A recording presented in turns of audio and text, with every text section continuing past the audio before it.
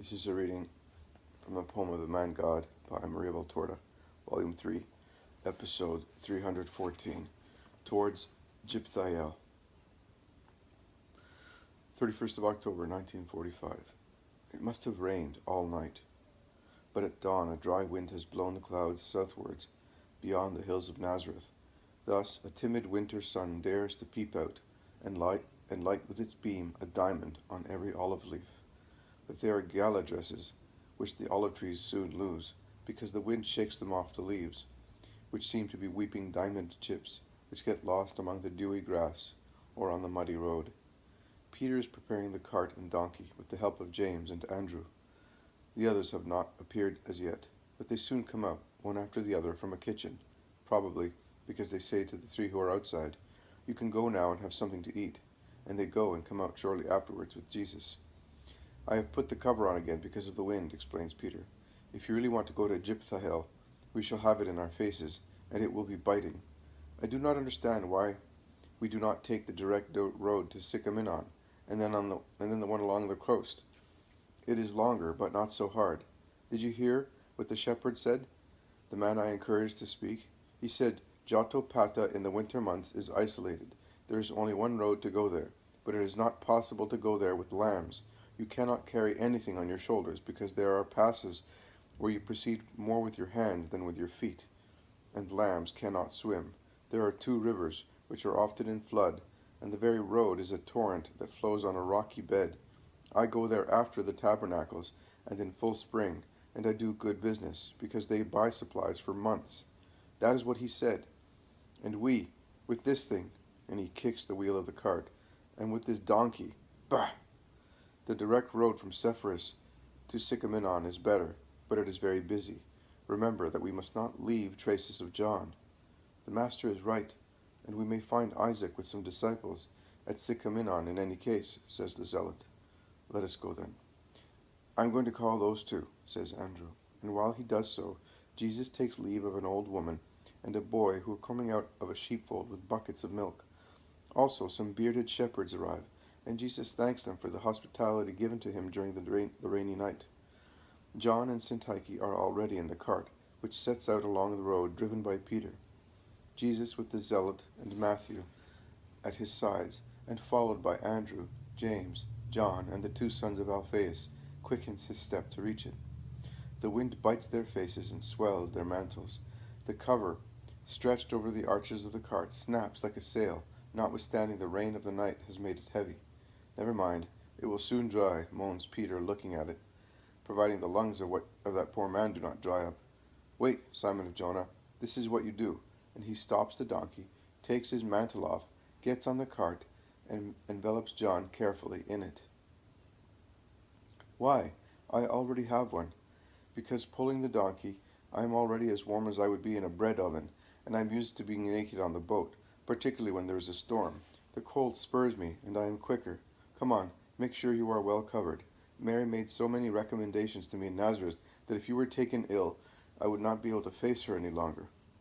He gets off the cart, takes the bridle again, and spurs the donkey. But he soon has to call his brother and also James to help the donkey get out of a muddy spot in which a wheel had sunk, and they proceed, pushing the cart in turns, to help the donkey that digs its strong feet in the mire and draws the cart. The poor animal is panting and puffing with fatigue and greediness, because Peter entices it to move on by offering it bits of bread and cores of apples, which, however, he lets it have only when they stop for a moment. "You are cheating, Simon of Jonah," says Matthew jokingly, after watching Peter's maneuvering. "No, I am getting it to do its duty, and I'm doing it kindly. If I did not do that, I would have to use the whip, and I do not like that. I do not strike my boat when she is wayward, although she is of wood. Why should I flog the donkey, which is flesh? This is my boat now. It is in water. It is indeed. So I am dealing with it as I deal with my boat. I am not Doras, you know. I wanted to name it Doras before I brought it, but then I heard its name and I liked it, so I did not change it." "What is its name?" they asked curiously. "Guess," and Peter laughs through his beard. The strangest names are mentioned, including those of the fiercest Pharisees and Sadducees, etc., etc. But Peter always shakes his head. They give it up. "Antonius is its name. Isn't it a beautiful name?" That cursed Roman, obviously also the Greek who sold me the donkey, must have had a grudge against Antonius. They all, uh, they all laugh while John of Endor explains. He is probably one from whom money was extorted after Caesar's death. Is he old? He's about 70 and must have done all kinds of jobs. He now owns a hotel at Tiberias. They are at the crossroads of Sepphoris, with the Nazareth Ptolemy, Nazareth Sycamnon, Nazareth Jotapata roads. I would point out that they pronounce J as a very soft G. On the consular milestone, there are 3 indications of Ptolemy, Sycamnon, Jotapata. Are we going to Sepphoris, master? It is quite useless. Let us go to Jiphthahel without stopping. We shall eat something while walking. We must be there before evening. They proceed and cross 2 little torrents in flood, and begin to climb the slopes of a range of hills lying south-northwards, with a large steep mass to the north, stretching eastwards. Jiphthahel is over there, says Peter. I cannot see anything, remarks Peter. It is to the north. The coast is very steep in our direction, as well as to the east and to the west. So we must go right round all that mountain? No, there is a road at the foot of the highest mountain, in the valley. It is a shortcut, but the road is very steep. Have you been there? No, but I know. The road is steep indeed, so much so that when they arrive there they are frightened. Night seems to fall all at once, so dark it is at the bottom of the valley, which is so horrifying and precipitous that it reminds me of Dantesque Malebolge. It is a road cut in the rock, so steep that it almost ascends in steps, a narrow, wild road enclosed between a furious torrent and an even more rugged mountainside that becomes steeper as one proceeds northwards. If the light increases little by little as one ascends higher, fatigue also increases, and in fact they unload the cart of personal baggage, and Syntyche also gets off to make the cart as light as possible. John of Endor, who after his few words has not opened his mouth but to cough, would like to get off as well, but they do not let him, and he remains where he is, while all the others push or pull cart and donkey, sweating at each gradient of the road. But no one complains. On the contrary, they all pretend to be satisfied with the exercise in order not to embarrass the 2 disciples for whom they do it, and who have more than once expressed their regret for so much work. The road turns at a right angle. Then there is another corner, a shorter one, which ends in a town perched on such a steep slope that, as John of Zebedee says, it seems on the point of sliding down to the valley with all its houses. It is, instead, very solid, all one with the rock.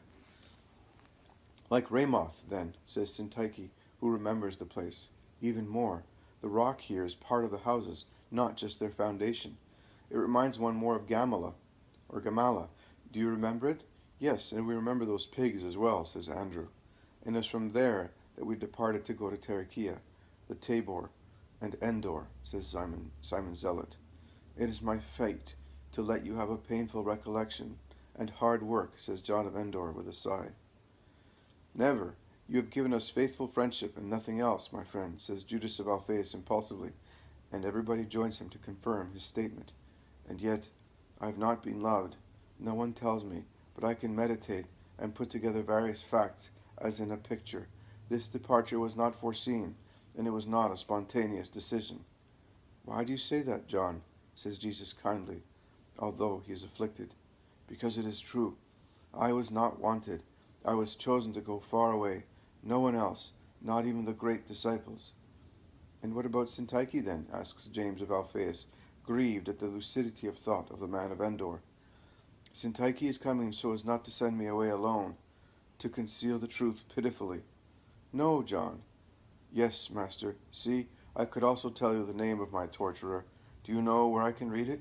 Just by looking at these good 8 ones, I read it. Only by considering the absence of the others, I can read it.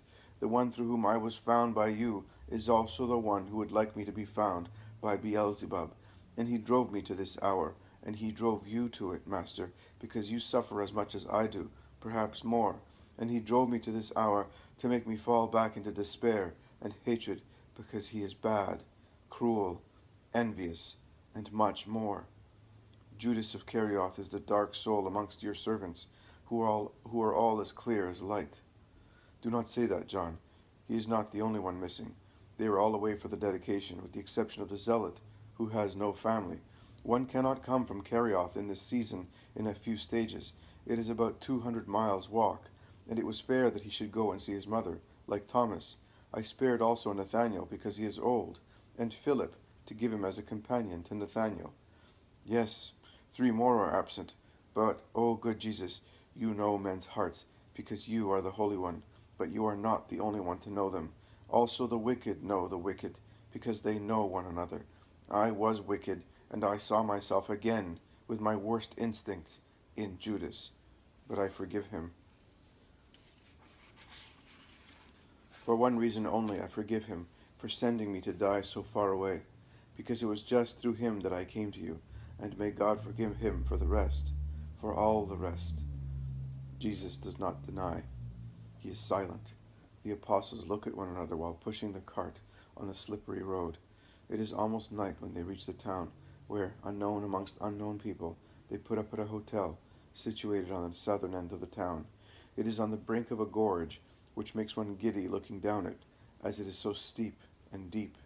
At the bottom, a noise, and nothing else in the shadow of peace, already in the valley, where a torrent roars.